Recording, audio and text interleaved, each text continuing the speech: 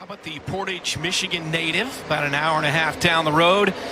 It's Carson Hocevar back in the Truck Series, a winner at Texas earlier this year. Season 11th so far in this session. Those numbers start to not matter as much, Todd. They want the feel, and you know Carson knows exactly the feel he's looking for. Well, I'll confess a little bit here. So I was always one of those guys. I like to see our name at the top of the board.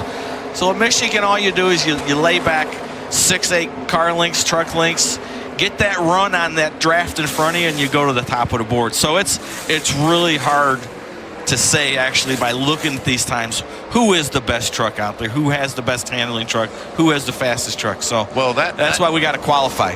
That move through 1 and 2 there, and the way he gained on that pack ahead of him and drove around Christopher Bell in that 62, I think we got to keep our eye on 77. That was impressive, wasn't it, Todd? Absolutely. Old Hurricane got it going there. Josh has more on the 77. Well, guys, I talked to Carson's crew chief, Chad Walter, this morning, and he told me this is a very important race for their team, for Carson Hocevar, obviously, who grew up an hour and a half from the track, for Chevy as well. So they want to make sure they gave him everything possible to be successful in today's race. This is the Texas truck that he won with. They made some changes to the setup, obviously, to make things better, to handle better here at Michigan. But Chad told me, hey, Carson is the guy that can handle a track like this, where you can run different grooves, where you can be aggressive, where you can carry a ton of momentum into the corners. So they feel very confident heading into this race. And right now, Carson has been pretty happy so far with that truck in practice, just going through a long run right now.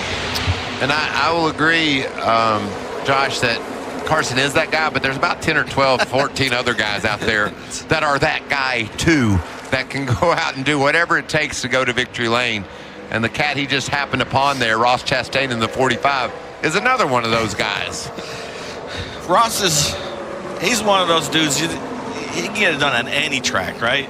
But I know Ross well, and he loves these high speed.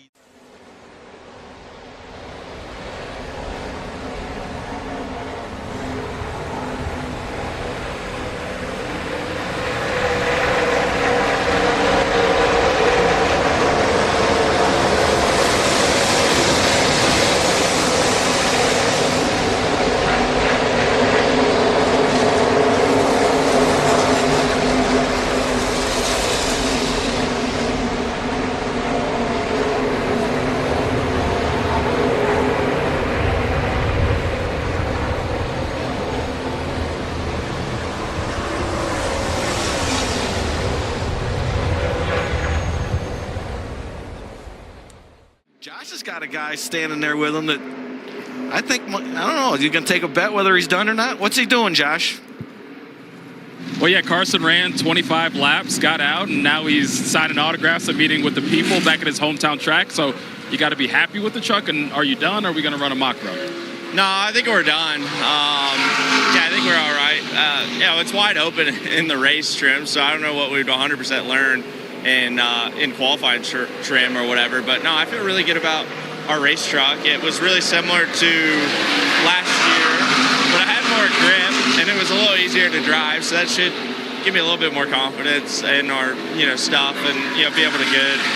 But I already feel like I'm super confident walking in this place. There's a lot of fans and family here, and it's a good thing that I run good at home, so I already feel good at this place if it wasn't home, and now it's home, so you walk a little lighter walking in this place, so you get a little more excited because everybody behind you tells you, is really worried about you. That, I don't know, it gives me less pressure than pressure. So I lived at home and we raced like Martinsville or a road course, I'd be really screwed. So luckily it's a big, flat, wide open racetrack. Appreciate your time, Carson. We'll let you get back to the people. Yeah, grew up 90 minutes in Portage, Michigan, 90 minutes from here. Started on the front row at Michigan here last year. Young man in the 14. That's the challenges of me being a taller cat growing up and being a race car driver were difficult. Todd, I'm going to talk to everybody at home about this because you don't know. But you can see he's over 6'5" in height and fitting in these trucks, especially, I think there's a little bit less room in a truck than there are cars. Absolutely.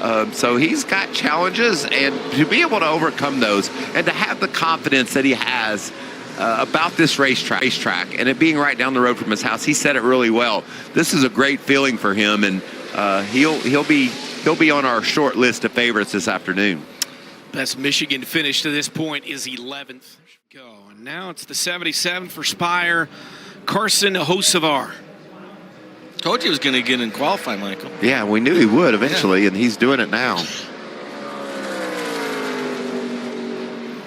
right, let's bring out the ghost truck here, guys. Pretty even match here so far. Right on top of him. Wow, Carson. Little later entry into the corner, and that thing rolled the center.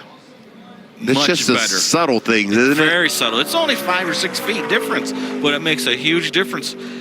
Now here he drove it in a little straighter than Jake did. And the exit off turn 4 is straighter as well, so you can... And he held it. Yep.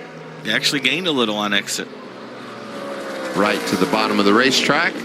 He'll go first, 39.43. There it is for Hocevar. Ahead of Garcia in the 98. Cletus has had a really interesting